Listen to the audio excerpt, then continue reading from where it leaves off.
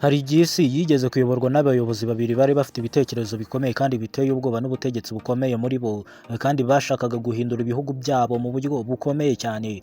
Umwe yari Adolf Hitler wo mu Budage, undi akaba Benito Mussolini wari uyoboye Ubutaliyani iki gihe.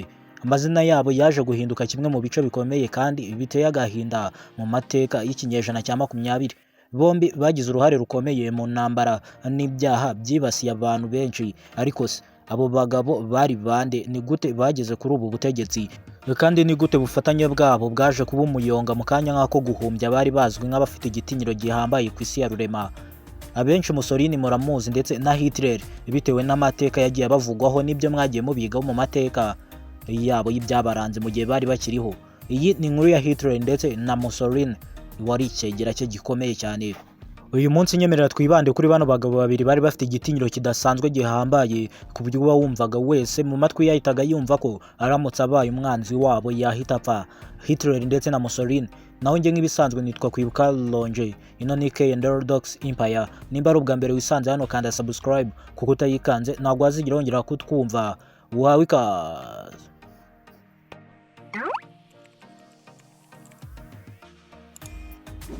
Dusubiye inyuma gato ariko twihuta, reka turebe aho Adolf Hitler yaturutse mbere y'uko aza kwitwa umugome ku ruhando mpuzamahanga, isi yose ikamumenya nk'umuntu w'igitinyiro gihambaye ndetse umutegetsi utagira impuhwe n'imbabazi. Adolf Hitler yavukiye muri Australia mu mwaka w'1889, ariko natwe mu buryo tutazi nyuma yaho yaje kuba umuturage w'Ubudage. Mu ntangiriro z'ubuzima bwe akiri umwana yifuzaga kuzaba umuhanzi nk'undi mwana wese ukura aba afite inzozi zigiye zitandukanye, ariko ntibyaje kumuhira. Nyuma y'intambara ya mbere y'isi yatangiye kwinjira mu ruhare rwa politiki y'Ubudage. Nyuma y'uko intambara y'isi irangiye, icyo gihe igihugu cyari gifite ibibazo bikomeye kandi byinshi, ubukungu bwawe bwarazambye, abantu benshi bari barabuze akazi, kandi hari n'uburakari bwinshi nyuma y'uko Ubudage butsinzwe intambara ya mbere y'isi. Hitler kandi yakoresheje ibibazo byinshi byabo by'abo baturage abibyaza umusaruro, abikoresha mu kwamamaza ibitekerezo bye. Yabaye kandi umuyobozi w'ishyaka ry'abanazi rizwi nka Nazi Party. Yasezeranyaga kandi Abadage ko azongera kububakira igihugu gikomeye, akagarura ubukungu bwabo kandi agasubiza Ubudage icyubahiro bwahoranye n'ikuzo. Ariko mu by'ukuri politike ye yari ishingiye ku rwango rukabije, ivangura n'ibitekerezo by'akataraboneka kandi bitari byiza. Yibasiraga kandi cyane Abayahudi ndetse n'andi matsinda yabonaga nk'abanzi b'igihugu. Ahagana mu mwaka w'1933 uzwi nka Adolf Hitler yabaye chancellor w'Ubudage, aho yatangiye kugaragariza ubugome bwe bwa nyabwo.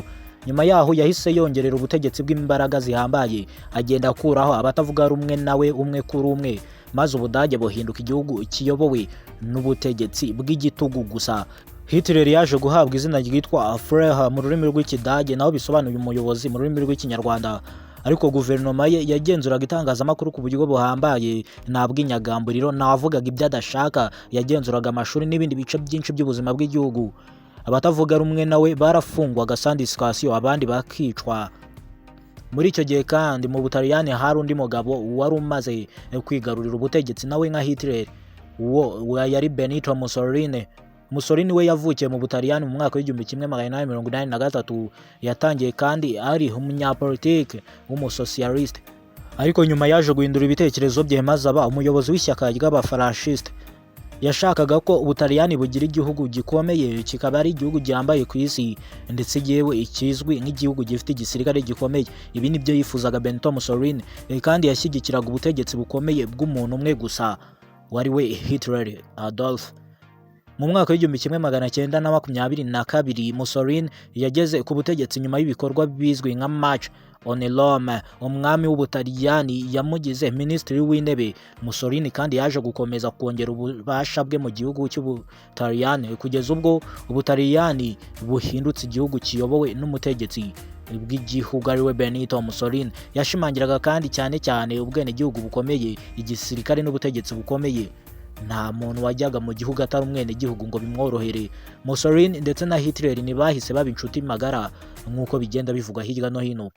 Mu ntangiriro Hitler yari asanzwe yubaha Mussolini kuko yabonaga ko ari we umwe mu bayobozi ba mbere b'i Burayi bari barashyizeho ubutegetsi bwa Franchiste, ariko kandi nta wundi wari warabashije kubigiraho icyo gitekerezo.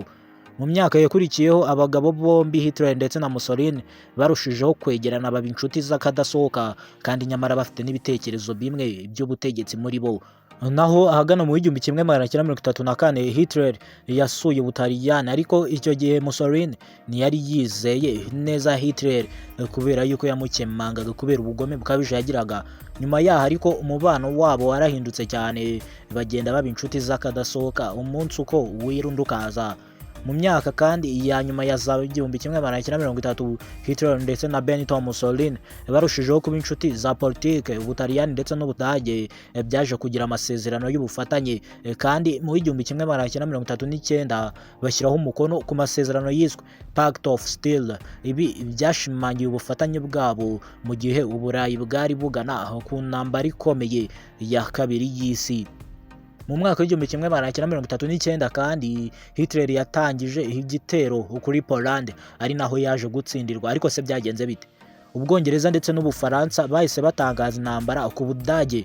Igihugu cyose cy'Ubwongereza ndetse n'Ubufaransa biyemeza yuko bagiye gutera Ubudage kuko bari batari kubyumva kimwe. Intambara ya kabiri y'isi yari itangiye ako kanya. Ingabo z'Ubudage zakomeje gutsinda mu bihugu byinshi by'Uburayi mu ntangiriro z'intambara, ariko Mussolini nawe yashakaga ko Ubutaliyani bugira uruhare mu ntsinzi muri ino ntambara ya kabiri y'isi. Maze ahagana muri 1940 yinjira ku mugaragaro mu ntambara ari ku ruhande rw'Ubudage. Ndavuga Benito Mussolini ajyanye y'Ubutaliyani, ariko yishingikirije igihugu cy'Ubudage kubera umubano yari afitanye na Hitler Adolf.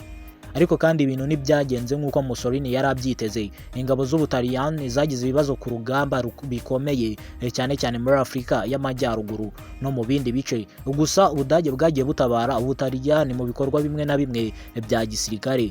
Ibi kandi byatumye Hitler agenda agira uruhare runini mu bibazo bya gisirikare by'Ubutaliyani kuko yagendaga bikemura. Gusa hagati aho kandi Hitler yari yica. Hitler yari yaratangije gahunda y'ubwicanyi bukomeye ndengakamere ku Bayahudi n'abandi bantu yabonaga nk'abanzi be. Iyi gahunda yaje kumenyekana nka Holocaust. Abayahudi bagera kuri 6,000,000 barishwe icyo gihe kubera Hitler Adolf, hamwe n'abandi bantu benshi barimo Abaroma, abafite ubumuga, imfungwa za politike n'abandi batotezwaga n'ubutegetsi bw'Abanazi. Ibi ni bimwe mu byaha bikomeye cyane kandi byibukwa mu mateka y'isi Hitler yasize akoze. Mu 1943 ibintu byari bimaze kuba bimaze kuba bibi cyane ku butegetsi bwa Mussolini mu Butaliyani.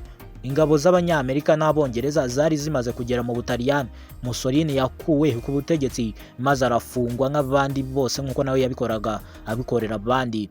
Ariko Adolf Hitler ntiyashakaga kumureka wenyine. Abadage baramurokoye bamusora muri gereza, maze Benito Mussolini ashyiraho ubutegetsi bushya mu majyaruguru y'Ubutaliyani bwari bushyigikiwe n'Ubudage, dore ko cyane yakundaga kwihisha munsi y'Ubudage kuko Ubudage kw'iki gihe bwari bukomeye cyane. Ariko intambara yari imaze guhinduka. Ingabo z'Abadage zari ziri gutsindwa nazo ku mpande nyinshi. Mu burasirazuba Abasoviete bari babumereye nabi bari gutera Ubudage. Mu burengerazuba Abanyamerika nabo babwatatse babuvireho indimwe kuko babonaga igihugu kimwe kitabutsinda. Abongereza n'abandi bafatanyabikorwa babo bari gusunika ingabo z'Abadage basubira inyuma. Muri icyo gihe ubutegetsi bwa Hitler bwari buri hafi kurangira. Gusa nanone mu ntangiriro z'umwaka w'1945 ingabo z'Abasoviete muzi nk'Abarusiya kuri ubu ngubu zageze hafi cyane ya Berlin, umurwa mukuru w'Ubudage. Hitler yahise ajya mu nzu yari munsi y'ubutaka ahazwi nko mu ndake. Iyo nzu yari izwi nka Freiheimer Bunker cyangwa se ubuvumo bw'abayobozi. Ku itariki ya 30 Mata 1945 Adolf Hitler yariyahuye. Nyuma y'iminsi mike Ubudage bw'Abanazi bwaratsinzwe burundu. Adolf Hitler yabonye n'ubundi niba mufata icyo bamukorera nawe atari bubashe kukihanganira, ahitamo kwiroha muri acide ubundi arapfa. Muri icyo gihe nyuma y'uko Hitler Adolf amaze kwitaba Imana, Benito Mussolini nawe ntago yari asigaye aheza kuko uwamufashaga mu ntambara zose yari amaze kwitaba Imana. Mussolini nawe ntiyabashije guhunga iherezo ry'ubutegetsi bwe. Gusa mu mpera za Mata 1945 uno mugabo yagerageje guhunga Ubutaliyani. Igihugu cye cyamubyaye, ubutaka bwe bwamubyaye.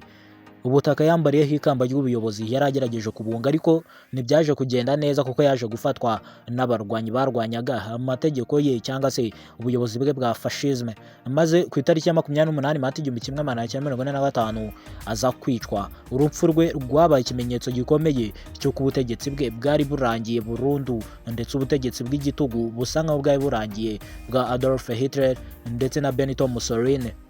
Nyuma gato yaho ku itariki ya 8 Gicurasi 1945 Ubudage bwashyize intwaro hasi, intambara ya kabiri y'isi irarangira ku mugabane w'Uburayi. Intambara yari imaze imyaka hafi 6 kandi yari imaze guhitana abantu benshi cyane ku isi babarirwa mu mamiliyoni.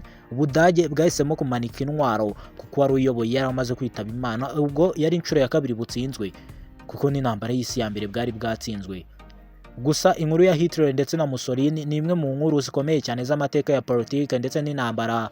Bombi bazamukiye mu bihe by'ibibazo bikomeye mu bihugu byabo, bakoresha ubwoba abaturage bari bafite, ubukangurambaga bwa politiki n'ibitekerezo bikomeye kugira ngo babone ububasha buhambaye kuko bari bifuzaga kuyobora isi yose. Ariko ubutegetsi bwabo bwazanye intambara ndetse n'urupfu n'imibabaro ku bantu benshi, cyane ko hari benshi bapfuye kubera bano bagabo babiri. Icyo amateka yabo atwigisha ni uko ubutegetsi bukomeye budafite ubwisanzure buba bukabije cyane kandi bubangamira ikiremwamuntu n'amategeko bushobora guteza akaga gakomeye. Hitler ndetse na Mussolini bagerageje guhindura amateka bakoresheje imbaraga zabo n'ubutegetsi bw'igitugu, ariko amaherezo bombi basize inyuma amateka y'intambara n'ibyago bikomeye, babaye imbarutso z'urupfu ku bantu benshi. Uyu munsi amazina yabo aracyavugwa cyane, ariko si ukubera intsinzi zabo cyangwa se ari abantu b'intwari, ahubwo avugwa cyane nk'isomo ry'amateka ryerekana icyo ubutegetsi bw'igitugu, urwango n'intambara bishobora guteza isi yose.